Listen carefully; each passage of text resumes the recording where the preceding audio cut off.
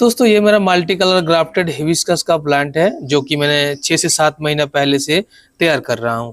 और इसमें 4 अलग अलग टाइप का जो हिबिस्कस का वैरायटी है वो ग्राफ्टेड किया गया है देसी रूट स्टॉक के ऊपर।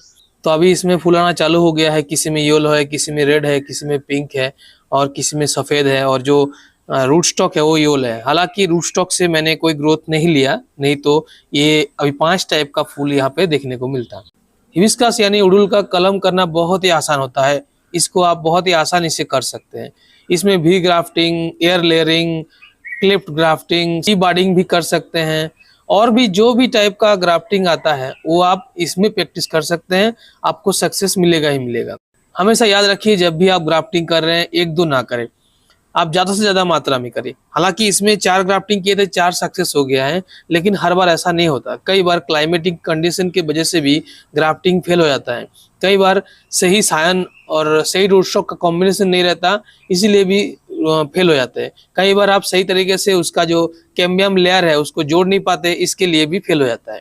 ग्राफ्टिंग करते समय आपको खास करके ये ध्यान रखना है कि आपका ब्रांच साइज लगभग एक ही जैसा रहे। उसमें क्या होता है, दोनों तरफ का जो कैम्बियम लेयर है वो मिक्स हो जाता है और ग्राफ्टिंग अच्छे से बनता है।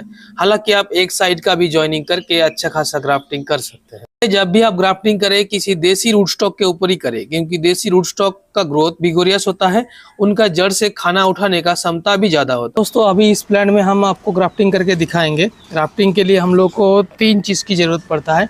एक अच्छा सा ग्राफ्टिंग नाइफ, ये है फैल्कॉन का FGK 50 जो कि 250 से 300 रुपये में आ जाता है और ये लाइफ लॉन्ग चलता है। इसके अलावा लगता है ग्राफ्टिंग टेप। आप ग्राफ्टिंग टेप के अलावा सेलो टेप का भी इस्तेमाल कर सकते हैं, लेकिन ये ध्यान रखना है कि आपका सेलो टेप कुछ इस तरीके से स्ट्रेचेबल हो तो ग्राफ्टिंग अच्छा बनता है। इसके अलावा लगता है कुछ इस तरीके का पन्नी जो कि ग्राफ्टिंग के बाद हम लोगों को ढकना होता है। तो इस पोर्शन को हम बोलते हैं रूट स्टॉक। और हम लोग दूसरे प्लांट से सायन भी लेके आए हैं, इसको भी रेडी कर लेंगे। तो सायन को रेडी करने के लिए इसका जो कच्चा पत्ता है इस सबको हटाना होगा। ऊपर जितना भी बड है उसको हटाना होगा।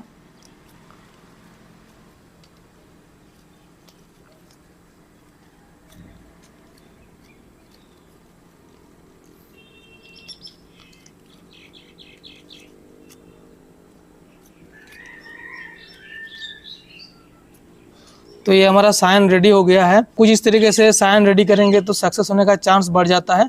और इसमें ध्यान रखना चाहिए कि 1 बार या 2 बार इसमें रहे तो बहुत जल्दी सक्सेस होता है। हमेशा ग्राफ्टिंग करते समय ये ध्यान रखना है कि आपका जो टूल है उसको स्टेरिलाइज कर ले और बढ़िया तरीके से इसको शार्प कर ले। आप अगर शार्पनिंग पत्थर आपके पास है तो उसमें घिस के बढ़िया तरीके से इसको शार्प बना ले, ताकि जब हम सायन या रूट स्टॉक में चीरा लगाएंगे तो वो ना फटे, एकदम शार्प कट लगे। तो इसके लिए हम लोग को यहाँ से इसको काट देना है। इसके नीचे से जितना भी ग्रोथ है इसको हम लोग को हटा देना है, ताकि जो सैप है नीचे से ऊपर तक एक ही डाली में जाए। अब इसमें हम लोग 2 ग्राफ्ट करेंगे तो 2 सायन जो हम लोग रेडी किए हैं उसके लिए दोनों साइड में छाल में हम लोग चीरा लगा लेंगे।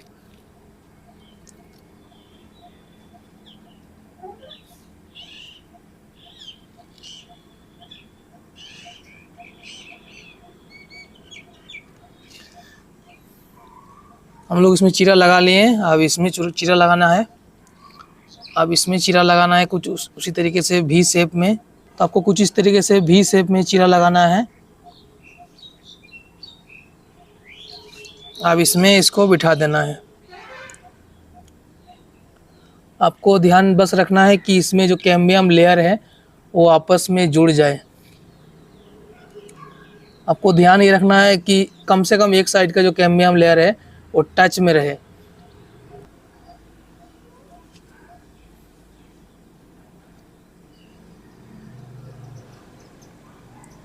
तो अभी हम लोग दोनों को फिक्स कर दिए हैं। अभी इसको टेप की मदद से बढ़िया तरीके से बांध देंगे। आपके पास अगर ग्राफ्टिंग टेप है तो बहुत अच्छा है, नहीं तो कुछ इस तरीके से सेलो टेप की मदद से भी आप ग्राफ्ट कर सकते हैं। अब इसको इस तरीके से टाइट करना है कि इसमें हवा और पानी ना घुसे।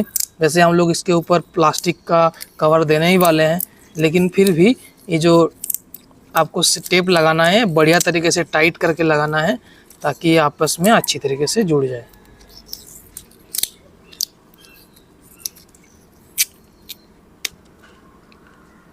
तो ये हमारा ग्राफ्टिंग हो गया है। अभी इसको हम लोग को पन्नी की मदद से ऐसे ढक देना है और इसको ऐसे बंद कर देना है और एक छोटा सा छेद इसमें हम लोग कर देंगे।